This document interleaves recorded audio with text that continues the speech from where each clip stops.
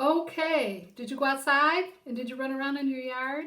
Did you sing Loop de Loo with me? I hope so. As I promised yesterday, I'm going to read two more uh, stories about Lars, the little polar bear. And the first one is Little Polar Bear Finds a Friend. Okay, here he is.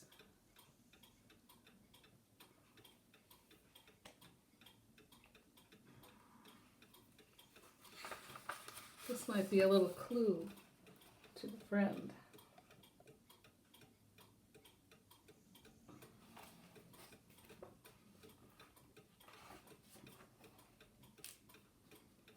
Oh, this is a great picture. Look at he doesn't make a snowman. He makes a snow walrus.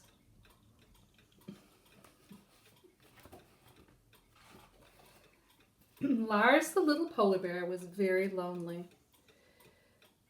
As he gazed across the cool blue ocean, he wished he had a friend to play with. When he got home, Lars's mother could tell right away that something was wrong. "Why are you so sad?" she asked.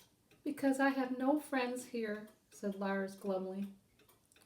"Don't worry," said his mother. "One day you'll find someone to play with." Here he is being lonely. And here he is talking to his mother.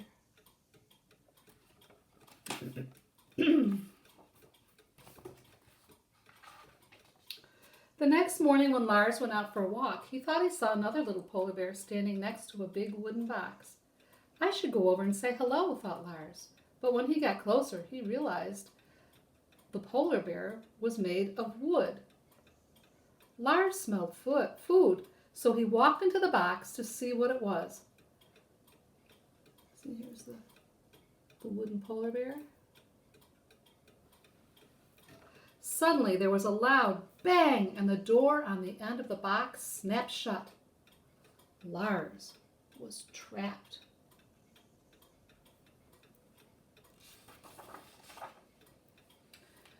It was so dark inside the box that Lars couldn't see a thing. He threw himself against the door, but it wouldn't open. Lars sat in the box for hours. He thought about his parents and how worried they must have been when he didn't come home. Suddenly, he heard voices outside. The box began to move and Lars felt it being lifted. He was very scared. See? The box bumped up and down and rocked back and forth for another hour. When it finally stopped moving, Lars cried out, but no one opened the door. Then the box began to shake and Lars heard a loud roar. It felt as if he was being pushed downwards and backwards, and there was a funny feeling in his tummy. Then the feeling passed. Lars was now very tired, so he curled up in the box and fell asleep. The next thing Lars knew, there was a loud crash, and at last the door to the box burst open. Lars found himself in a strange place filled with many wooden boxes and lots of strange smells.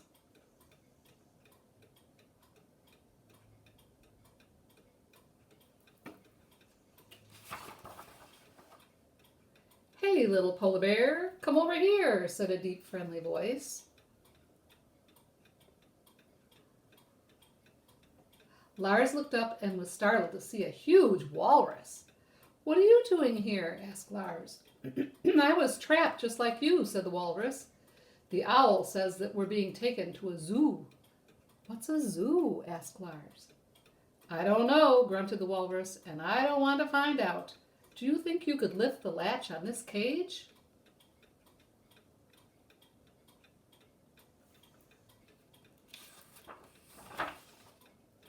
Lars banged the latch with his paws and finally it swung open. The walrus lumbered out of his cage and together they started to free all the other animals. As the cages were opened, Lars was surrounded by many animals he had never seen before. But the biggest surprise came out of the last box, a little brown bear whose name was Bee. There's the walrus. He's helping to open up the boxes. And look at all the different animals. Can you name some of those animals? I see an owl. I see an otter, I see a moose, and a rabbit, and a raccoon, and a wolf, and a little brown bear. Her name's Bee. The walrus was very clever, and soon he had found a way to escape, but all the animals were so happy to be free that they ran away, leaving the slow walrus behind. "Wait for me," he cried after them. When Lars and Bee heard the walrus cry, they stopped, turned around, and went back to help their friend. "I'm sorry we ran off," said Lars. "We started together, and we'll finish together." By the time the three of them reached the woods, it was dark. They barely escaped being caught in the bright glare of searchlights. When they were deep in the woods and out of danger, Lars, Bee, and the walrus fell fast asleep. They were in an airplane. And here, this is a searchlight looking for them.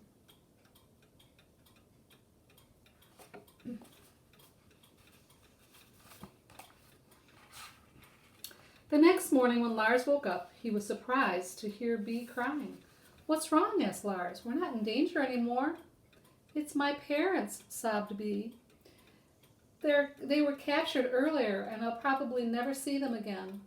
"I'm sorry," said Lars. But then he had an idea. "Why didn't you come home with me?" he said happily. "You can be my sister." "But won't your parents be upset because I'm brown?" asked Bee. "Of course not," said Lars. "Bears are bears." When the walrus woke up, the three of them talked about how they would get home. "If we could find a river," said the walrus, "I could carry the two of you on my back." While the walrus talked, Bee noticed some bees flying around a tree.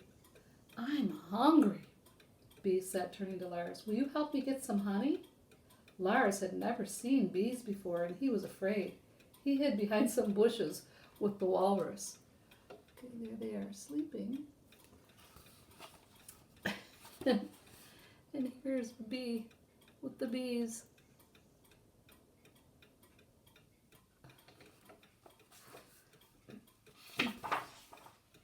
Lars and the walrus liked the honey very much. As soon as they had eaten, the three friends set off to find a river. As they walked along, Lars couldn't believe how many trees there were in the forest. Luckily, Bee had such a good sense of smell that she quickly led them to a small stream. The walrus jumped right in and rolled around. "This feels great," he said happily. "Climb on my back and let's get going."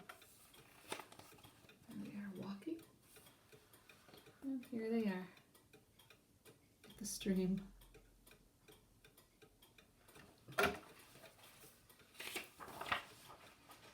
As the walrus swam along, the stream turned into a river.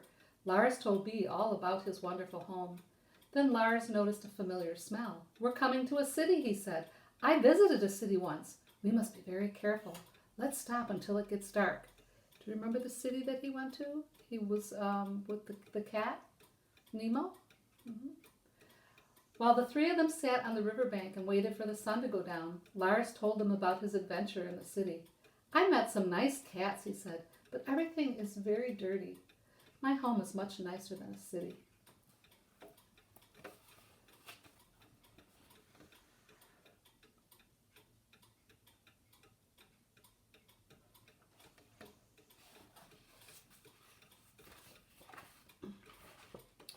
The next day, Lars and the walrus recognized the smell of salty seawater.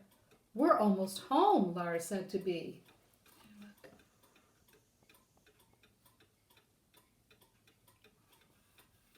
This looks like floodgates or a lock. A lock is where a boat would go in and then they fill it up to the same level as the river, and then the boat can go on. The next day, Lars... We're almost home, Lars said to Bee.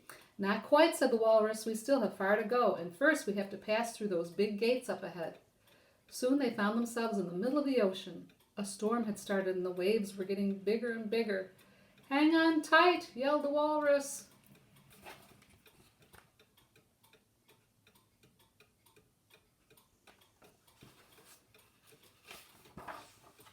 At last the three friends arrived in the Arctic. Bee stared at the strange landscape. She hasn't seen icebergs, I'll bet.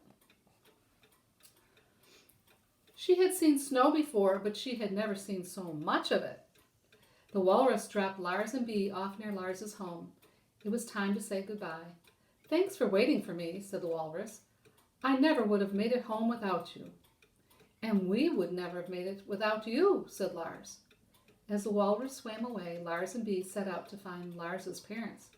Bee was having trouble walking on the ice and snow. She kept slipping and sliding.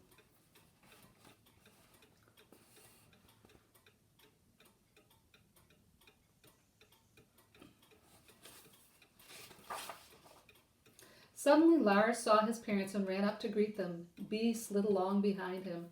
Look at her. She's slipping on the ice. "Where have you been?" asked his mother. "We were so worried about you." Lars quickly told his parents about the latest adventure and explained that Bee had been separated from her parents. "She's afraid that you won't let her stay because she's brown," said Lars. "That's silly," said Lars' father. "Bears are bears." Lars' mother gave Bee a big hug. "You're a very beautiful bear," she said. "You can stay with us as long as you like." Lars was very happy. "I can't wait to get home," he said. "There are so many things I want to show my new friend."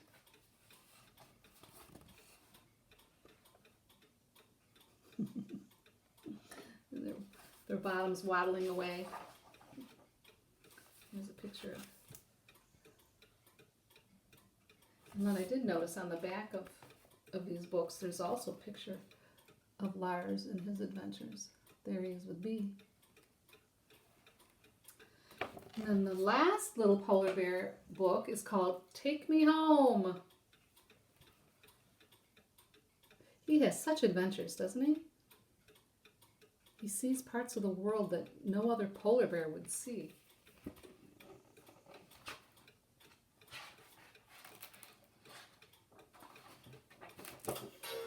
Oh my, it's snowing and there's a train.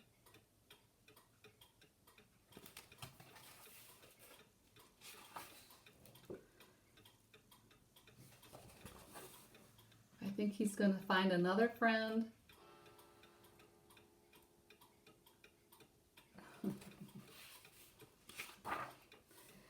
Lars the little polar bear lived at the North Pole, surrounded by ice and snow. One day, Lars sat staring at the ocean. "I'm bored," he growled. Then his stomach growled too. "And hungry," he added. Lars decided to go and explore the dump behind the Polar Research Station. He knew he would find something good to eat there, and watching the seagulls soaring over the dump was more interesting than watching waves go endlessly up and down. Here he is going to the dump.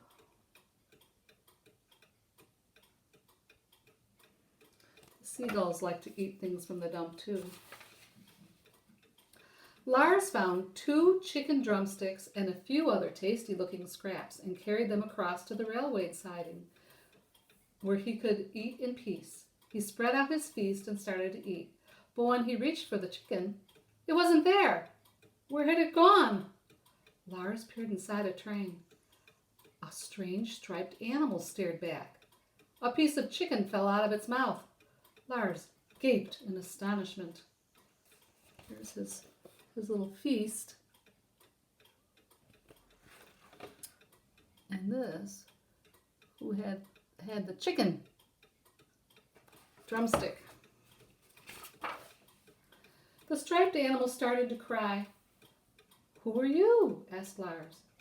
"I'm Sasha, and I'm so hungry." "Hello, I'm Lars," said the little polar bear. "Have some more to eat and tell me what you're doing here." "Well," Sasha began, with his mouth full, "my father has often told me about the ocean at the end of the railroad track. He says there's nothing finer in the whole world." "Does he really?" asked Lars, rather surprised. "Yes, and I've always wanted to see it, and I thought this train might take me there. So I climbed inside and I rode for such a long time, but I didn't see the ocean, and now I'm lost and scared and tired, and I just want to go home." Sasha started to cry again. "Don't be scared, Sasha," said Lars. "I've often been far away from home." Boy, isn't that the truth. "And sometimes I get a bit lost, too." He sure does. But someone always helped me get back, and now I'll help you. Why don't you take a nap first? I'll keep watch. But no sooner had Sasha fallen asleep than Lars nodded off too. Here they are talking.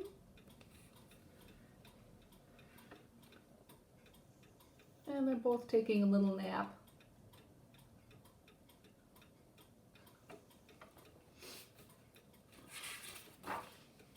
Suddenly, the door of the train slammed open with a loud bang. Lars and Sasha woke with a start. They hid behind a stack of crates while more crates were loaded, and they didn't dare come out until the train started moving. There they are, looking behind the crates. We could be in luck, said the polar bear, sounding braver than he felt. You may be on your way home already. They climbed onto the crates and looked outside. Where are we? Asked Sasha anxiously. We're, I don't know, Lars confessed. Neither of them spoke again for a long time. I think maybe they were a little bit worried about where they were. Do you see them here in the window?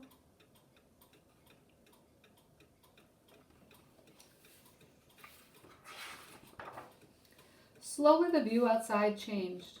Look, Lars, cried the little tiger. Trees! This looks like home. Quick, let's get off. We'll have to jump, said Lars. He waited for the train to slow down, then he climbed out the window.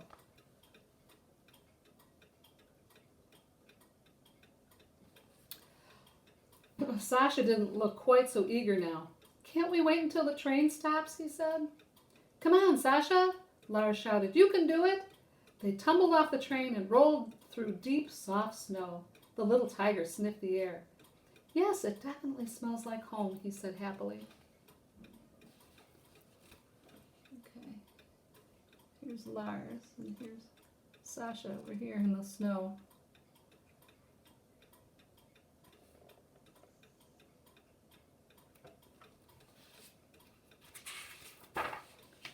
Which way now? Asked Lars.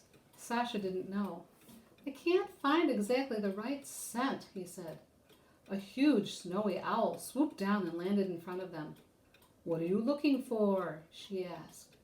Sasha wants to go home, said Lars. He's still got a long way to go, hooted the owl. Follow the railroad tracks as far as the bridge, then turn off into the forest. After that, just follow the sun. Good luck, she soared away. There she is.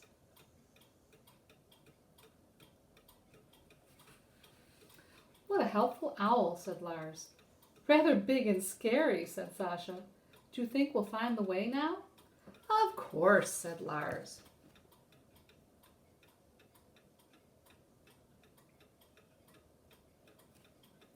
It still looks pretty snowy to me for a place where a tiger would live. They reached the bridge, turned into the forest, and followed the sun, which they could see just between the trees. They stopped when they came to a stream. Sasha was afraid to cross it. I'll help you, said Lars. I'm used to water. Here. Lars is letting Sasha jump.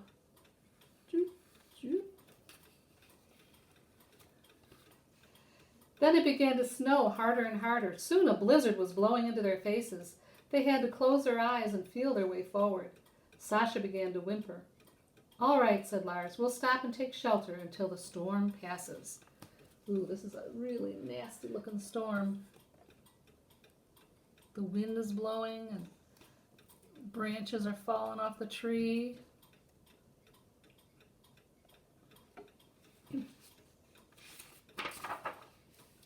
By morning, the storm had died down, and when the sun broke through the clouds, Lars and Sasha found they had spent the night at the edge of the forest. A huge empty plain stretched out in front of them.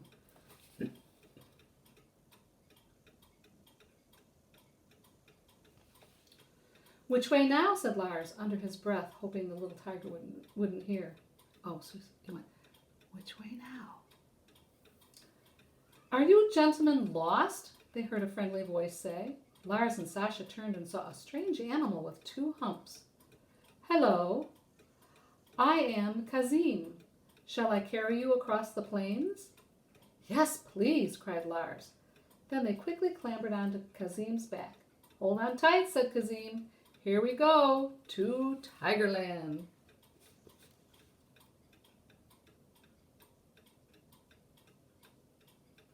This is looking a little bit more like where you would find a tiger.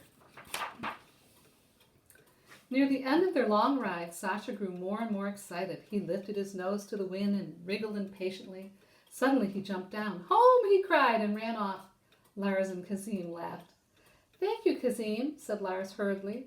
Come and visit me at the North Pole one day. Then he ran to catch up with Sasha.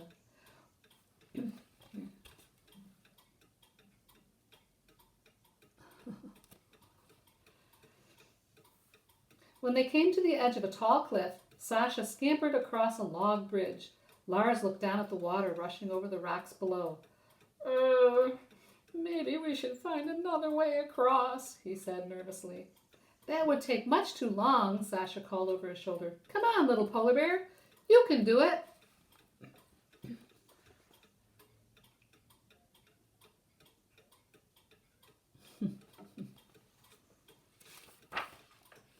By the time Lars had crossed the bridge, Sasha was way out in front of Lars and Lars could hardly keep up with him. Hey, little bear, called the woodpecker. Watch out. This place is crawling with tigers. It's not safe for... Lars heard a rustle. He turned to find two enormous tigers standing in front of him. Then he saw Sasha and sighed with relief. Was the woodpecker talking to Lars?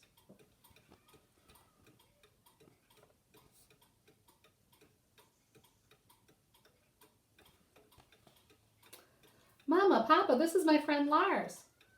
Hello, stammered Lars. His heart was still thumping. Don't worry, little polar bear, said Mother Tiger. We won't hurt you.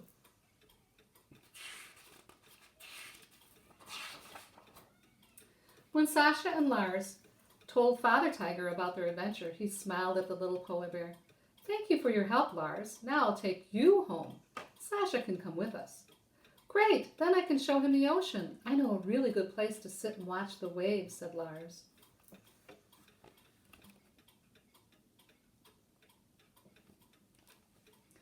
The homeward journey was much faster because Father Tiger didn't lose his way as Lars and Sasha had done. When at last they got back to the North Pole, Lars proudly showed them the ocean. There's nothing finer, said Father Tiger, while Sasha stared in amazement at the endless expanse of water.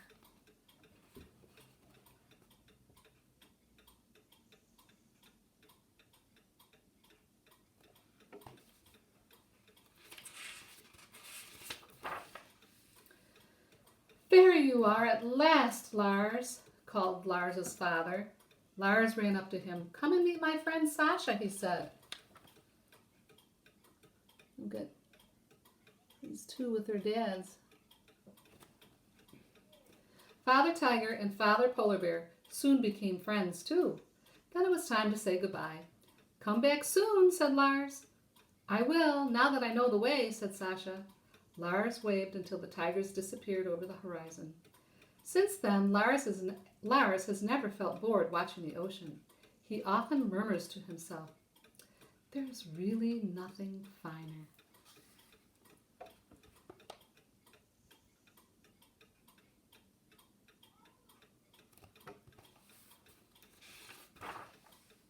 And there's the train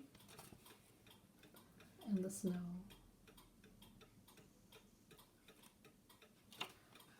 Let's see what we had on the back.